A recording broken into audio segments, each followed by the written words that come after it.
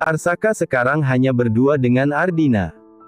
Georgia dan Mario sedang menuju apartemen, sementara untuk Georgia, mereka sudah membooking satu unit yang jaraknya lumayan jauh dari perusahaan Arasaka. Mas, yakin mau jadiin wanita asing itu jadi bodyguardku? Tanya Ardina. Tidak. Biarpun dia bisa bela diri, Mas tak mau mengambil resiko, ucap Arasaka. Dia kayaknya berharap bisa bekerja denganmu. Tanya Ardina. Lelaki itu menggeleng. Aku akan mencarikan kamu bodyguard wanita yang lain. Ardina mengangguk. Terserah Mas saja. Lagian tanpa bodyguard aku juga bisa, ucap Ardina. Nurut ya, ucap Arasaka lembut.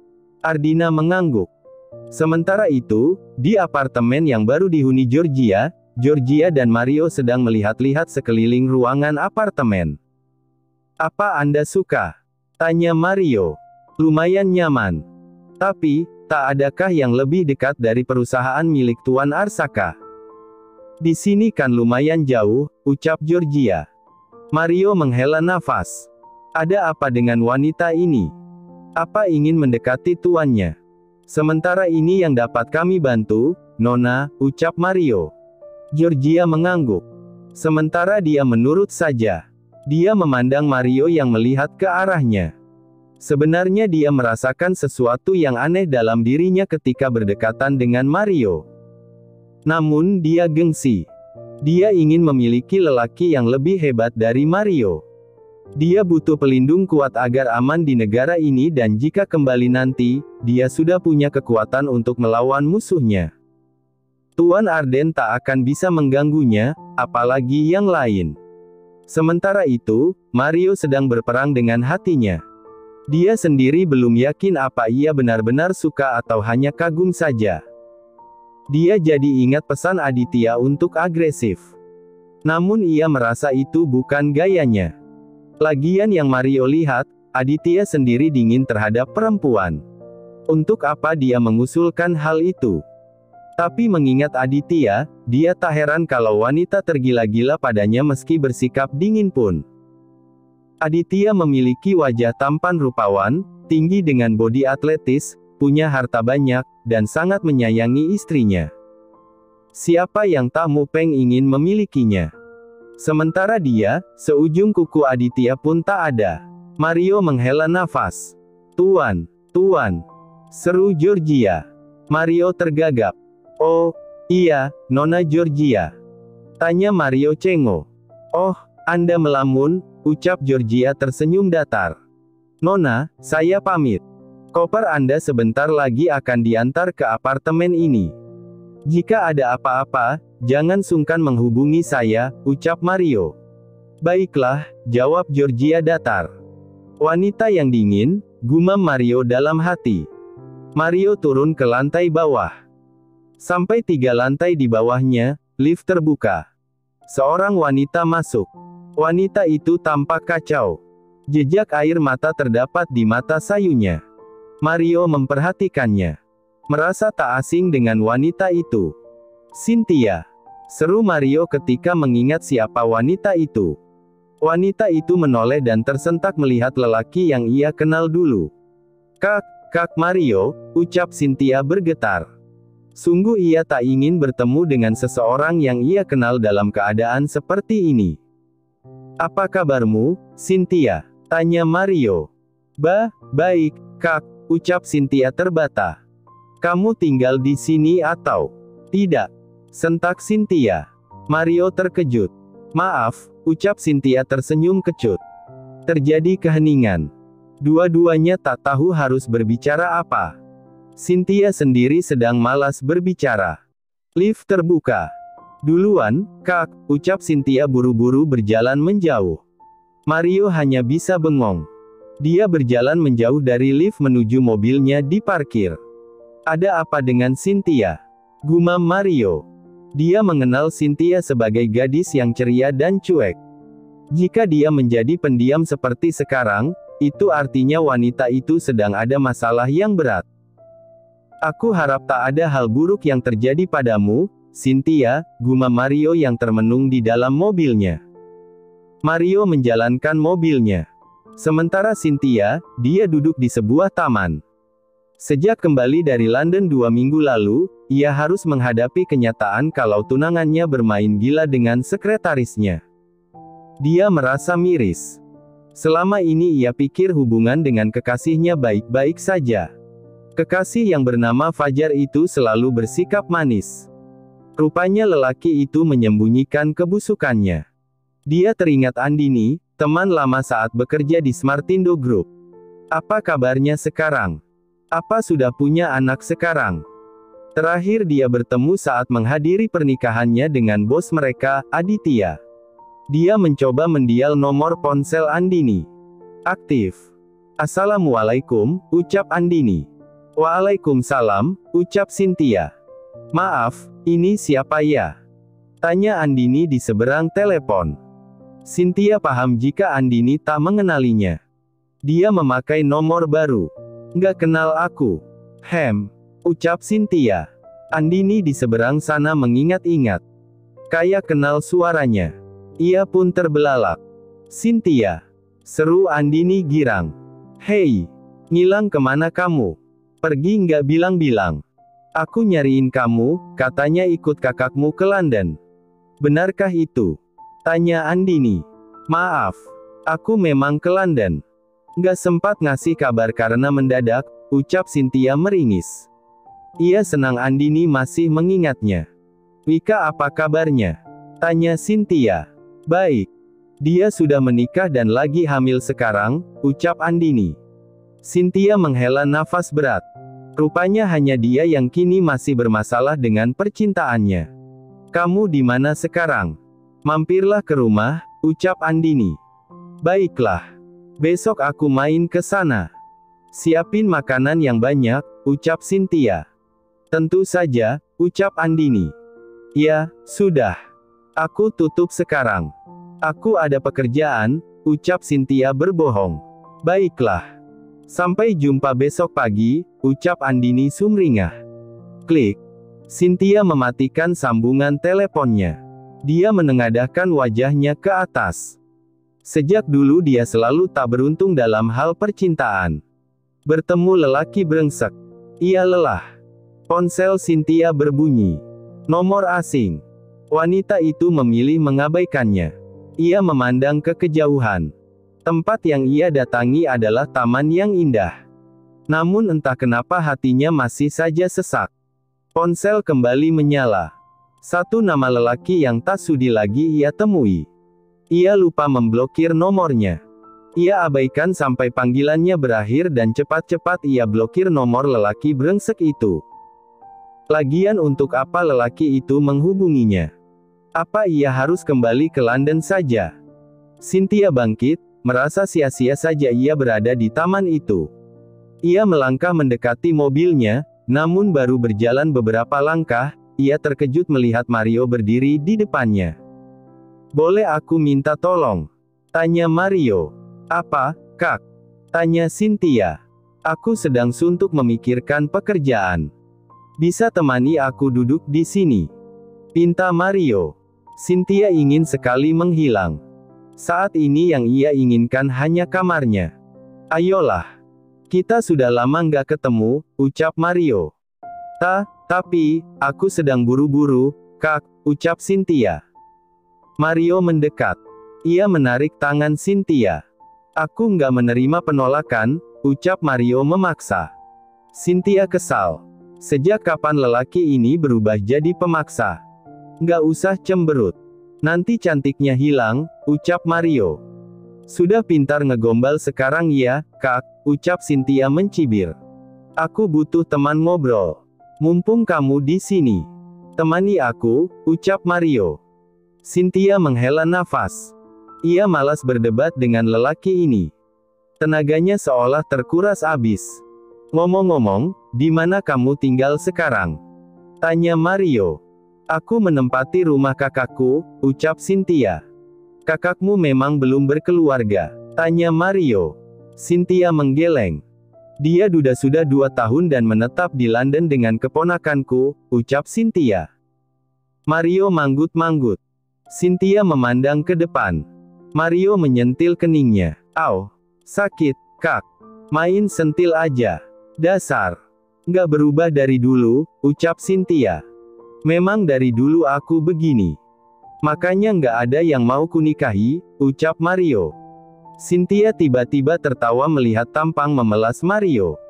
Seneng banget lihat aku susah, gerutu Mario. Bukan gitu. Tampang kakak lucu kalau lagi galau. Haha, ucap Cynthia. Setidaknya aku senang bisa membuatmu tertawa setelah melihat mendung di wajahmu ketika di lift, ucap Mario. Senyum Cynthia tiba-tiba luntur. Sorry. Jangan murung lagi. Maaf. Seru Mario. Bukan salah kakak. Aku memang belum lama ini putus cinta. Kisah percintaanku selalu menyedihkan. Apa aku memang tak pantas bahagia ya, Kak? Tanya Cynthia sendu. Jangan merasa begitu. Semua orang berhak bahagia, ucap Mario. Cynthia tersenyum miris. Terkadang aku lelah. Apa salahku hingga selalu mendapati lelaki brengsek, ucap Cynthia. Mario memandang prihatin wanita berambut gelombang itu. Suatu hari kamu pasti bertemu dengan orang yang tepat.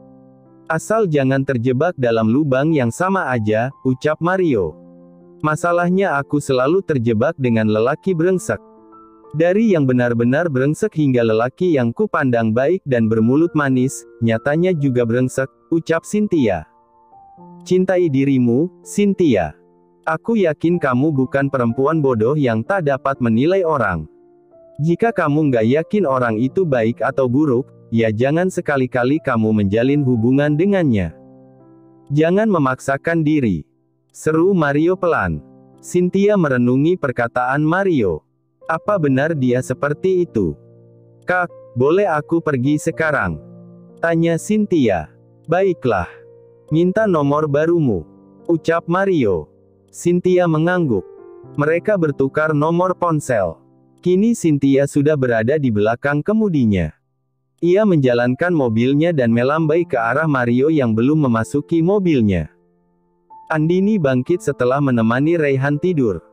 Bayi berusia 2 tahun itu sedikit rewel sehingga Andini harus menimang-nimang hingga tertidur. Namun ketika diletakkan di tempat tidurnya, ia bangun dan merengek. Raihan menjadi tantrum dan rewel sejak dia dinyatakan hamil. Ray, sudah tidur? Tanya Aditya. Andini mengangguk. Kelihatannya Raihan nungguin kamu pulang dulu baru dia tertidur, ucap Andini.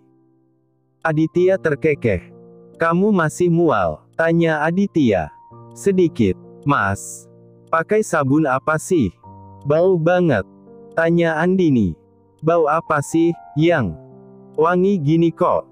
Aku juga pakai sabun yang biasa aku pakai, ucap Aditya mencium badannya. Masih bau. Mandi sana. Pakai sabunku saja, ucap Andini. Aditya menghela nafas. Menghadapi wanita hamil memang harus ekstra sabar. Aditya mau nggak mau mandi memakai sabun istrinya. Ia keluar dari kamar mandi dan mendapati istrinya tiduran di kasur. Ia menggelengkan kepalanya. Aditya mendekat ketika sudah keluar dari walk-in closet. Wangi banget suamiku ini. Sini-sini, perutku minta dielus, ucap Andini. Aditya mengernyit. Ia pun terkekeh. Aditya naik ke ranjang dan ikut merebahkan badannya. Ia mengelus pelan perut istrinya. Mas, tadi Cynthia nelpon, ucap Andini. Cynthia yang mana? Tanya Aditya. Temanku yang dulu kerja di perusahaanmu. Dia bagian pemasaran, ucap Andini. Aditya menguap dan memejamkan matanya. Aku belum selesai cerita. Jangan tidur dulu, ucap Andini. Hei jawab Aditya membuka mata beratnya. Dia benar-benar ngantuk. Lalu apa yang kalian bicarakan? Tanya Aditya sambil menguap. Dia datang ke sini besok, ucap Andini. Aditya mengecup kening istrinya dan memeluknya erat. Ia pun memejamkan matanya. Andini melihat suaminya yang tertidur. Ngantuk banget ya, Mas? Tanya Andini yang mulai menguap dan ikut memejamkan matanya. Cynthia menepati ucapannya. Dia berkunjung ke rumah Andini. Cynthia takjub melihat rumah yang begitu megah. Ish. Kamu sudah pergi jauh ke London, masih heran melihat rumahku. Bahkan rumahmu juga besar. Di luar negeri banyak rumah-rumah yang lebih besar dari rumah ini, ucap Andini. Bagaimanapun juga aku masih takjub. Rumahnya estetik. Aku suka desainnya. Ada kenalan anak konglomerat lainnya enggak? Mau aku pepet, kelakar Cynthia. Andini menjitak kening Cynthia. Cari aja sendiri. Kayak situ miskin banget. Keluargamu kaya juga. Aku aja heran bagaimana bisa kamu kerja di bawah tekanan begitu. Pantas saja dulu kamu ngekos di tempat yang bagus dan mahal. Dan nebak sih, kamu pasti berasal dari keluarga kaya. Dan tebakanku benar, ucap Andini. Tapi nggak sekaya bos kita. Ayo dong, kenalin sama saudara suamimu atau siapa. Tapi yang kaya raya. Aku capek mikirin cinta terus. Makan hati, ucap Cynthia mencebik. Andini tertawa.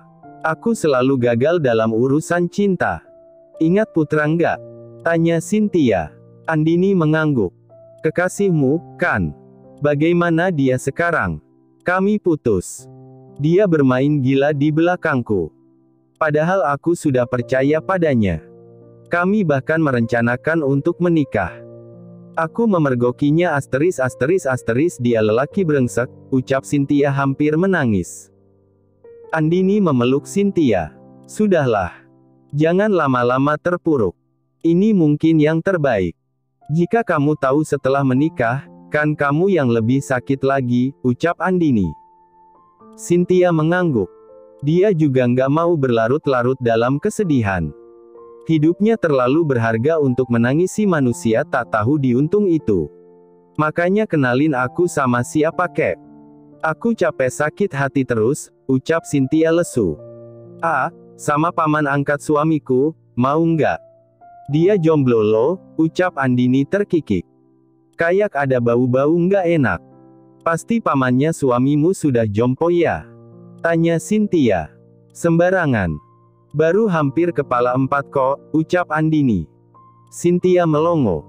Yang benar saja. Masak mau jodohin aku sama pria tua? Tega. Ucap Cynthia sewot. Andini tergelak. Abis hanya itu yang ku tahu masih jomblo, ucap Andini. Nggak mau. Itu tuh, seru Cynthia merajuk. Suara Deheman mengagetkan mereka. Andini seketika menegang. Badannya mulai panas dingin. Kenapa juga Paman Arshil bisa datang ke sini, ucap Andini dalam hati. Seru banget. Suami ngucap salam nggak didengar, ucap Aditya. Dua lelaki berbeda usia itu duduk di sofa. Andini tiba-tiba mati kutu. Ia hanya nyengir dan memandang tak enak pada paman angkat suaminya itu. Din, kamu nggak ingin menyambut pamanmu ini? Tanya Tuan Arshil. Oh, iya, paman. Selamat datang. Kok tumben kemari? Tanya Andini. Memangnya nggak boleh?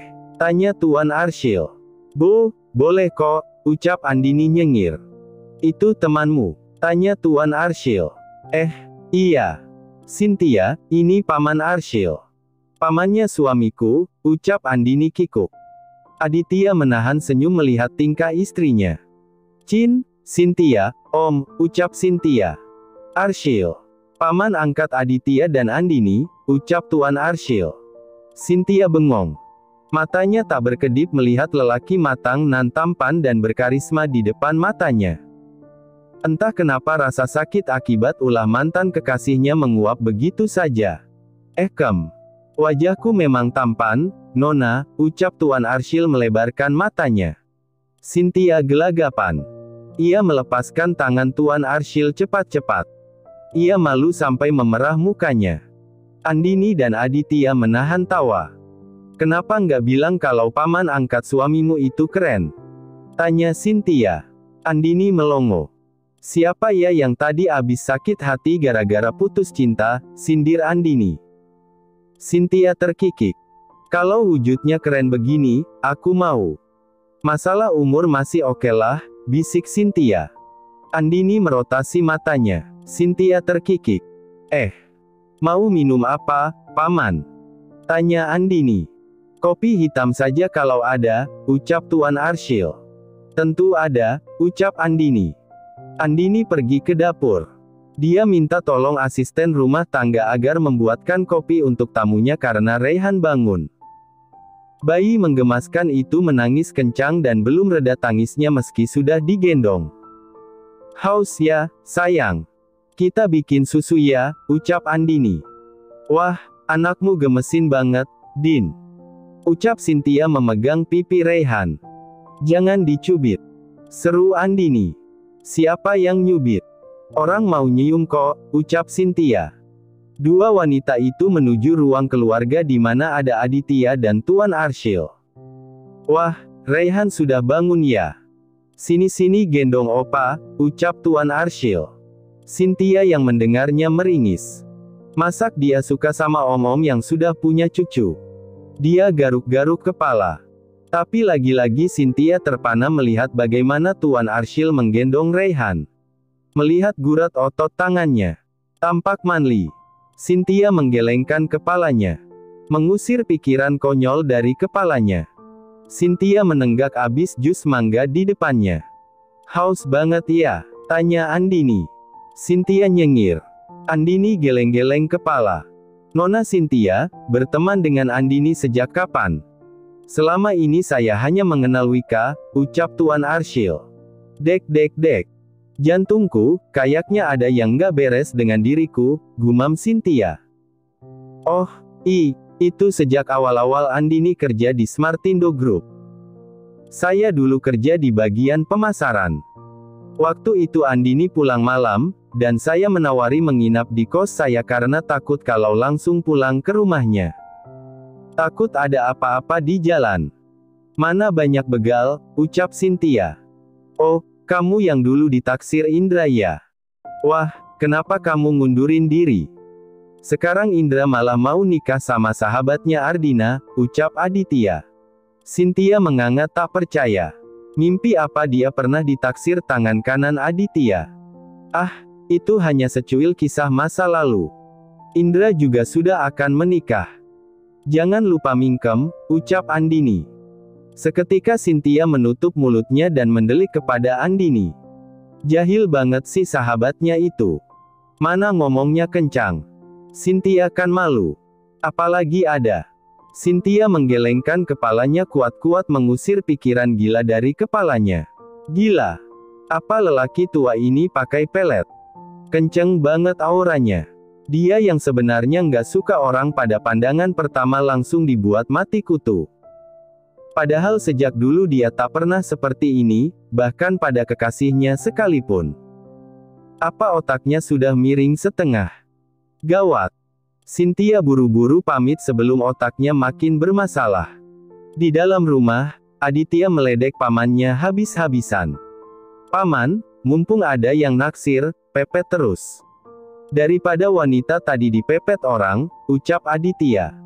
Gila kamu ya, dia masih muda. Lagian paman gak mau terjebak sama wanita. Merepotkan, ucap Tuan Arshil. Ish. Mafia kok lembek, cibir Aditya. Sialan. Hei, Din. Paman pengen gorok leher suamimu, boleh kan? Tanya Tuan Arshil. Paman tega. Nanti aku dan anak-anakku bagaimana? Daripada gorok leher orang, mending nikahin orang, Paman, ucap Andini berkelakar. Kalian ini sama saja. Nggak beres otaknya. Sudahlah, Paman pulang, ucap Tuan Arshil pamit. Paman, Cynthia tinggal di perumahan X, nomor 32. Seru Andini menggoda pamannya. Padahal dia tak serius. Mana mungkin dia ngempanin sahabatnya pada Tuan Arshil. Selain usianya terpaut jauh, dia juga tak ingin sahabatnya hidup di lingkungan yang penuh bahaya jika dekat dengan paman angkat suaminya itu. Paman nggak nyari daun muda. Dengar itu. Seru Tuan Arshil. Andini tertawa. Andini bercanda, Paman. Jangan diambil hati ya, ucap Andini. Tuan Arshil tertawa. Tenang saja. Paman pamit ya. Adit. Nanti datanglah ke rumahku. Seru Tuan Arshil. Oke, Paman. Hati-hati, jawab Aditya. Tuan Arshil melambai ke arah Aditya dan Andini. Ia mengendarai mobil dengan sedikit kencang. Ponsel Tuan Arshil berdering. Ada apa? Tanya Tuan Arshil. Lakukan seperti biasa, ucapnya mengeraskan rahangnya. Klik. Manusia-manusia rakus. Kapan enyah dari dunia ini, gumam Tuan Arshil. Mobil semakin menjauh. Loh, ini jalan mana? Ngapain aku ke sini? Nggak beres ini, gerutu Tuan Arshil. Bos, kenapa nyasar ke sini? Tanya anak buahnya yang heran kenapa mengambil jalan yang salah. Kamu ini gimana? Justru aku yang nanya. Kenapa diam saja kalau aku salah jalan? Seru Tuan Arshil gengsi menggakui kesalahan. Anak buahnya hanya garuk-garuk kepala. Nasib jadi bawahan. Bosnya yang salah, tetap saja anak buah yang disalahkan. Tuan Arshil mengamati sekilas rumah besar berwarna krem itu. Rumah yang disebutkan Andini tadi. Ngapain juga ia terpengaruh ucapan istri Aditya itu untuk datang kemari. Lampu lantai 2 menyala, ia pun buru-buru menjalankan mobilnya. Sementara itu, Cynthia merasa aneh melihat 3 mobil yang berhenti di depan pagar rumahnya. Ia mendadak takut kalau penjahat datang ke rumahnya. Mana ia sendirian. Namun ia lega, ketiga mobil itu berjalan menjauh. Cynthia membuka pesan dari Mario. Hah. Aku mager kalau harus pergi ke kafe sana, ucap Cynthia menelungkupkan kepalanya ke bantal. Aku tunggu. Kita makan siang bareng, tulis Mario tak ingin dibantah. Ish. Nih orang kenapa jadi pemaksa begini, gerutu Cynthia. Oke, jawab Cynthia membalas pesan dari Mario. Wanita itu melihat jam dinding. What? Jam 10 siang. Seru Cynthia kelabakan. Masalahnya ia ada interview pagi ini. Alamat terlambat. Ia pun buru-buru. Mandi cepat dan membawa sopir agar ia bisa berdandan di mobil. Ia akan menuju perusahaan Alianta Cornor. Maaf, apa interview karyawan baru sudah selesai? Tanya Cynthia. Oh. Diundur abis duhur, Mbak, ucap resepsionis itu. Seketika lutut Cynthia menjadi lemas. Dia sudah buru-buru. Kenapa tidak ada pemberitahuan? Tanya Cynthia. Ini mendadak, Mbak. Maaf ya. Anda bisa datang lagi nanti, ucap resepsionis itu. Hah. Lebih baik nunggu di kafe aja, gumam Cynthia dalam hati. Ia pun masuk ke kafe yang bergaya elegan dan natur. Ia menempati tempat duduk di dekat jendela besar. Tak banyak pengunjung. Mungkin tamu di sini kebanyakan karyawan kantor atau petinggi perusahaan yang memilih tempat ini untuk meeting. Sofa-sofa panjang ada di ujung yang jauh. Harganya pasti menguras kantong. Sebagai pengangguran, meski ia punya uang sekalipun, tentu akan perhitungan soal hal itu. Dia harus memperkirakan kalau akan sulit cari kerja. Dan dia harus menghemat agar uangnya tak makin menipis. Mana mungkin dia mengandalkan kiriman dari kakaknya terus. Cynthia, kamu ada di sini. Cynthia mendongak. Mario berdiri di depannya. Loh, Kak, kok di sini? Tanya Cynthia.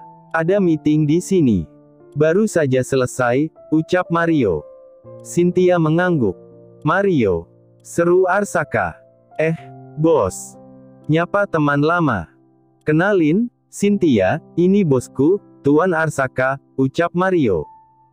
Wanita itu memandang Arsaka. Hah. Lelaki dingin, gumam Cynthia. Cynthia mengangguk dan memperkenalkan diri. Kamu masih ingin di sini? Tanya Arsaka. Tidak, Tuan. Nanti kan ada meeting dengan divisi yang lain, ucap Mario. Cynthia, aku pamit ya. Mau kembali ke perusahaan, ucap Mario. Iya, Kak, jawab Cynthia. Cynthia kini memilih berselancar dengan ponselnya sambil menunggu waktu interview. Terima kasih sudah menonton, guys.